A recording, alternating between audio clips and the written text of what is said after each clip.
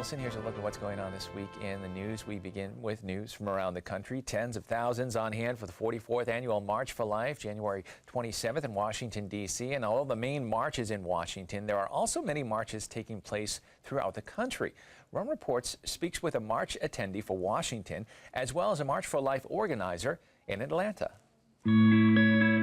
Days after crowds gathered in the streets of Washington, D.C. for the inauguration of Donald Trump, people from all over the country will once again gather in America's capital to protest the 1973 U.S. Supreme Court decision, Roe v. Wade.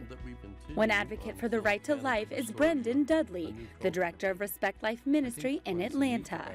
The March for Life in D.C. makes a difference not only because it's every year the largest annual gathering and protest in our nation's capital, but also because there are other March for Life events and commemorations of the tragic decision of Roe v. Wade that happen all the way from the West Coast out to D.C.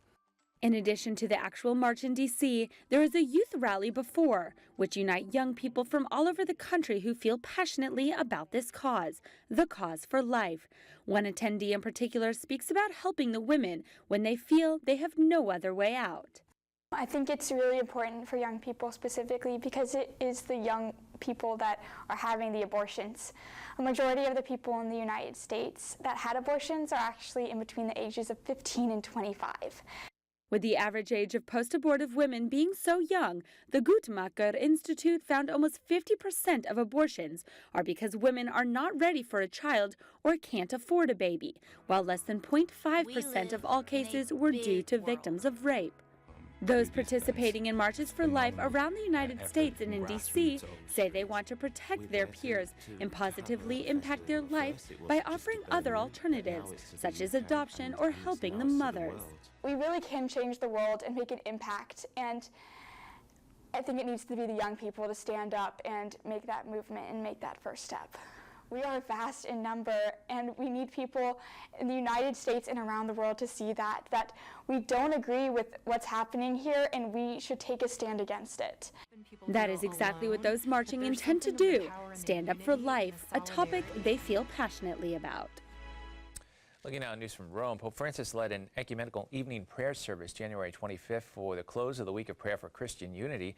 The service was held at Rome's Basilica of St. Paul outside the walls. The beginning of the service began with a visit to the tomb of St. Paul under the Basilica's main altar. In his homily during the service, the Pope said Christians must acknowledge the past but not allow themselves to be fixated on it and on the injuries suffered at the hands of the other. He said that Christians must allow God, who makes all things new, to unveil before our eyes a new future, open to the hope that does not disappoint, a future in which divisions can be overcome and believers, renewed in love, will be fully and visibly one.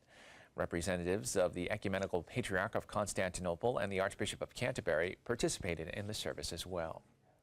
In news from the Vatican, the Grand Master of the Order of Malta has resigned after weeks of tension with the Vatican. Rome Reports has the latest on that. The Vatican has confirmed the resignation of Matthew Festing as Grand Master of the Order of Malta, a decision that will take effect on Saturday, January 28th. The Pope met with him Tuesday and asked him to resign to facilitate a solution to the internal crisis of the order. Matthew Festing accepted his request. With this statement, Pope Francis thanked him for this gesture of loyalty and his willingness to serve humbly the good of the Order of Malta and the Church. This story began in November when the government of the Order of Malta discovered that years ago, the then-current Grand Chancellor, Albrecht von Boeselager, allegedly allowed the order to distribute condoms in third-world countries, something he denies. Faced with the serious crisis of confidence, the cardinal representative of the order, Raymond Burke, asked the Pope to support the dismissal of Boeselager. Pope Francis responded that they should solve the problem with dialogue and not with an expulsion. However, they ignored the Pope and a few days later expelled the Chancellor with support of the Pope's representative. The former foreign minister appealed the decision to the Vatican and with 2 letters invited the Order of Malta to follow the first indication of the Pope and reconsider the expulsion. Since they did not do this, the Pope asked 4 members of the Order of Malta and an archbishop to investigate and inform him about what had really happened. The Grand Master responded saying the Vatican had no power to intervene in an internal decision, and he asked the members of the order not to cooperate with the investigation. He even went so far as to seriously accuse some members of the commission of a conflict of interest. Now the Grand Master has set an example of obedience, and by stepping down, he will help the Order of Malta start again and solve this unprecedented situation, which is not benefiting anyone.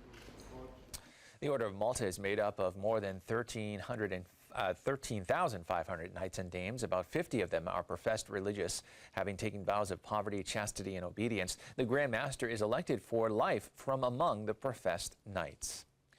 And finally in the news, and on the eve of the Catholic Schools Week, in an interview with Catholic News Service, Bishop George Murry of Youngstown, Ohio, chair of the U.S. Bishops' Committee on Catholic Education, said that in facing enrollment challenges, Catholic schools should highlight their superior academic achievements and ability to develop leaders of our country.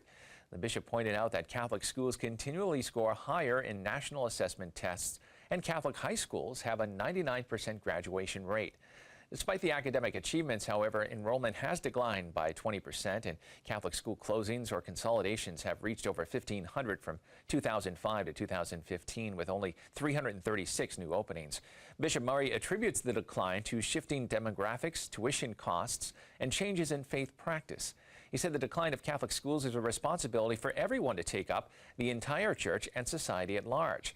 He also highlighted efforts to make Catholic schools more affordable and the importance of faith training, which instills the student with a sense of service, which the bishop says is an investment in our future church.